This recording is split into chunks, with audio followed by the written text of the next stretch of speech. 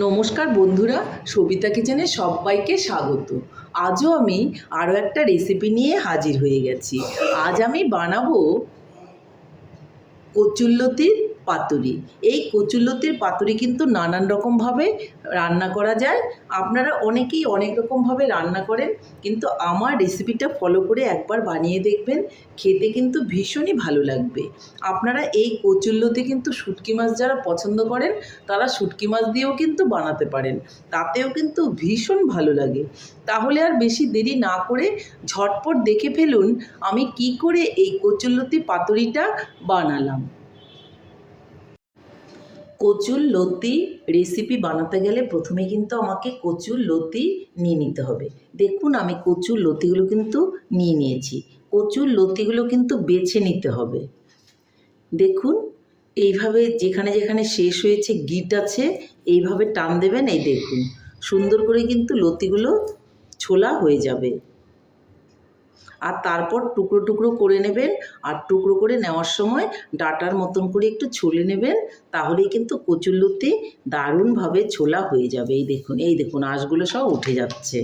এইভাবে আপনারা কচুরলতিগুলো ছুলে নিন আর রান্না করুন, দেখবেন আপনাদেরও কিন্তু ভীষণই ভালো লাগবে।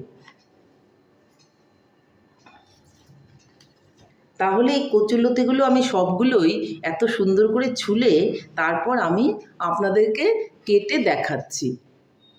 বন্ধুরা কচুরলতিটা কিন্তু আমি দেখুন ছুলে নিয়েছি। দেখুন বন্ধুরা আমি কচুরলতিগুলোকে ছুলে নিয়েছি আর এরকম লম্বা লম্বা করে একটু কেটে নিয়েছি। এখন আমি কচুরলতিটাকে একটু ভাপিয়ে নেব। একটু ভাপিয়ে নিলে কচুরলতিটা খেলে গলাটা চুলকোবে না, যার জন্য একটু ভাপিয়ে নেব। তাহলে লতিটাকে একটু ভাপিয়ে নিচ্ছি।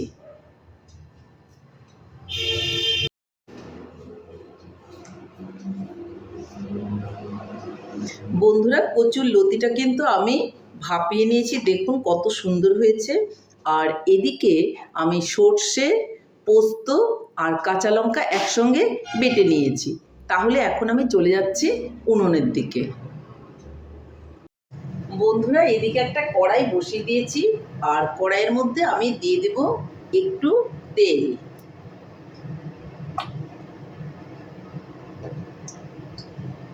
বন্ধুরা তেলটা কিন্তু গরম হয়ে গেছে, এর মধ্যে আমি একটু কালো জিরা ফোড়নে দিয়ে দেব, আর দিয়ে দেব অল্প করে লবণ।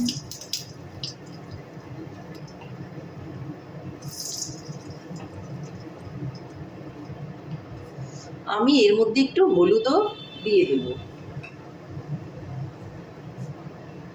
তারপর এর মধ্যে আমি এখন এই কচুরলতিটা দিয়ে দেব।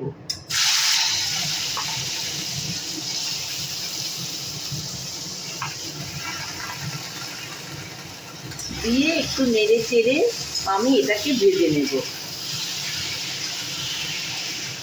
খুব বেশি ঘাটানোর দরকার নেই, আলতো করে একটু ভেজে নেব।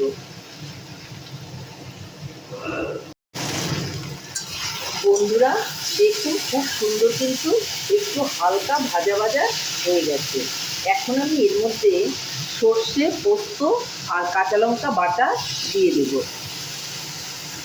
দিয়ে একটু নেড়ে চেড়ে নেব। এটাও কিন্তু আলতো হাতেই করতে হবে, খুব বেশি ঘাটাঘাটি করার দরকার নেই।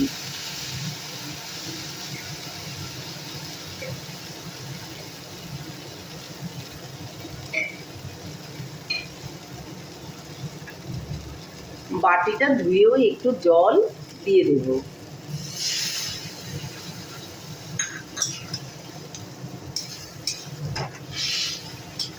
এইভাবে কচুরলতি পাতুরি করে খাবেন, দেখবেন খুবই ভালো লাগবে।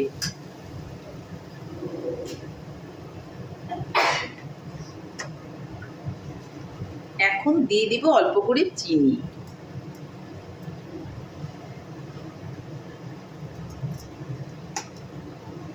ঝাল যদি বেশি পছন্দ করেন তাহলে একটু বেশি করে লঙ্কা দিয়ে দেবেন। একটু ঝাল হলেই কিন্তু কচুরলতি খুবই ভালো লাগে।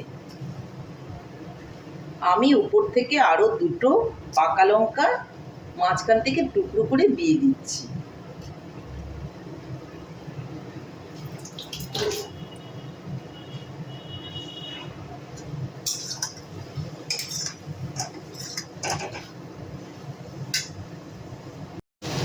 বন্ধুরা, কচুরলতির পাতুরি কিন্তু হয়ে গেছে।